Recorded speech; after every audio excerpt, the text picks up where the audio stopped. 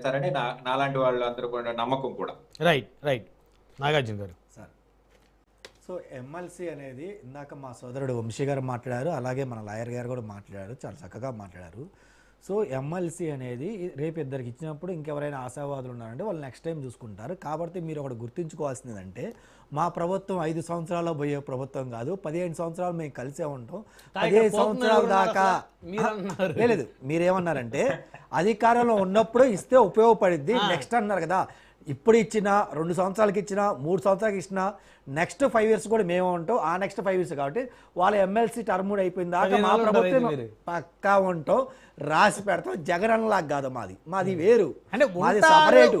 మేము జవాబుదారీతనంగా ఉన్నాం. జగన్ గారు కూడా నేను 30 ఏళ్ళు ఉంటానంటే ఆయన విమర్శించారు కదా. అదే చెప్తున్నా, అంటే ఇక్కడ చెప్పాలి కదా, మేము జవాబుదారీతనంగా ఉన్నాం, స్వేచ్ఛనిస్తున్నాం, భావ ప్రకటన స్వేచ్ఛ ఉంది. మేమేమో తప్పులు చేస్తే మాట్లాడినన్నాం, మేము సరిదిద్దుకున్నాం. మేము ఒకవేళ తప్పులు చేయని కూడా మీరు తప్పులు అంటే కూడా అవి సాక్ష్యాధారాలతో బయట పెడుతున్నాం.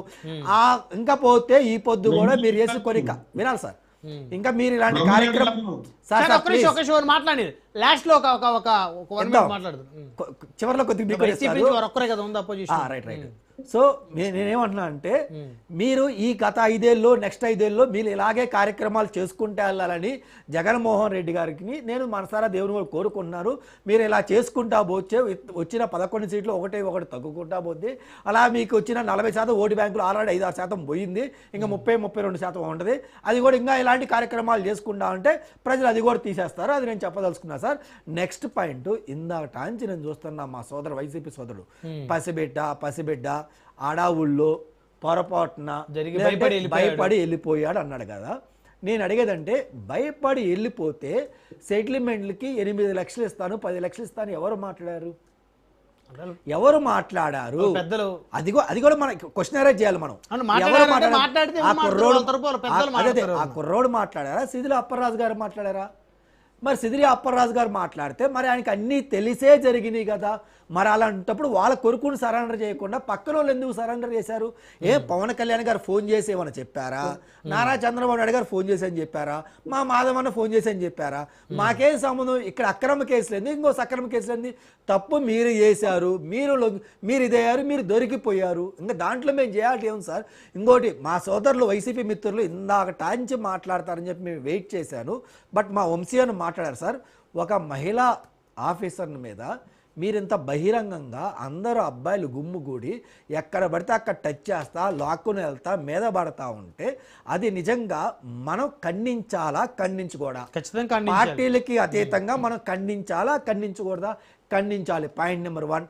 పాయింట్ నెంబర్ 2, ఒక సాటి పౌరుడిగా మీ దగ్గర విజువల్స్ లేకపోతే నేను మీకు చూపిస్తాను, లేదంటే బ్రహ్మనాయుడు గారికి పంపిస్తాను, టీవీలో ప్లే చేస్తారు, మీరు చూడండి వాళ్ళు ఏం చేశారు. అది ఒక ఇన్ఛార్జి అంటే ఒక ఇన్ఛార్జిగా మీరు పెట్టిన అతను ఎంత సంస్కారంగా ఉండాలి, ఎంత సంస్కారహీనంగా, ఎంత బాధ్యతారహితంగా అతను బిహేవ్ చేస్తున్నారు. ఇంకొకటి చిన్న మాట చెప్పి నేను క్లోజ్ చేస్తాను సార్.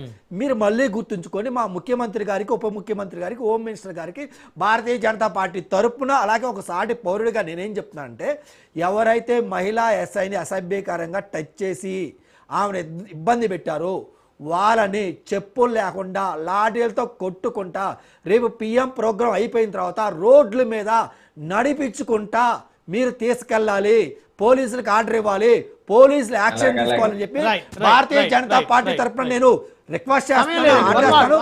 అలాగే వాళ్ళని పరామర్శించడానికి జగన్మోహన్ రెడ్డి గారు మరోసారి రావాలి, ప్రజలకు ఎందుకు వచ్చారో కూడా మేము చూపించాలి.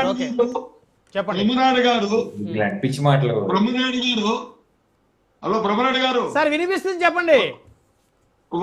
ఒక్క సెకండ్ సార్. నా కోర్టులు యాక్సిడెంట్ జరిగిన కేసుల్లో ఉరిశిక్ష చేస్తా సార్, యావజ్జీవకాలంగా ఉరిశిక్ష చేస్తుందా? అక్కడ కూడా జరిగింది సెటిల్మెంటే. అక్కడ కోర్టులో కూడా లాస్ట్ జరిగింది సెటిల్మెంట్. ఇన్సూరెన్స్ ఎంత ఉంది ఏంటి, అక్కడ నుంచి ఇవ్వడము ఎంత ఇవ్వడము, అక్కడ జరిగింది సెటిల్మెంట్. లాయర్ గారు మన ముందే ఉన్నారు, ఆయన తెలియదు ఏమి లేదు కాదు. కోర్టులే ఉరిశిక్ష చేయరు, వీళ్ళు కావాలని. ఎందుకంటే మళ్ళీ వస్తారట, ఏందా మీరు మాట్లాడేది? డిఎస్సీలో ద్రోహం చేశారు, మోసాలు చేశారు. అందుకు వస్తారా? సార్ కమిందరు రేపు అసెంబ్లీ జరిగితే డిఎస్సిలో మోసాలు చేస్తే జగన్ అన్ని అసెంబ్లీకి రమ్మని చెప్పండి, ఆధారాలు తీసుకొని రమ్మని చెప్పండి. మేము అసెంబ్లీలో చర్చించడానికి సిద్ధంగా ఉన్నాం. అసెంబ్లీలో చర్చించడానికి సిద్ధంగానే ఉన్నాం. సమయం లేదు, దయచేసి సాగాలి. రైట్, ధన్యవాదాలు అండి చర్చలో పాల్గొన్నందుకు. షేక్ మొయినుద్దీన్ గారు, కాసరగాడు నాగార్జున గారు, అదేవిధంగా సింగళూరు వెంకటేష్ గారు, బండారు వంశీకృష్ణ గారు, అందరికీ పేరు పేరు ధన్యవాదాలు. మరిది వాళ్ళ పవర్ డిబేట్ చూస్తూనే ఉండండి రాజ్ న్యూస్.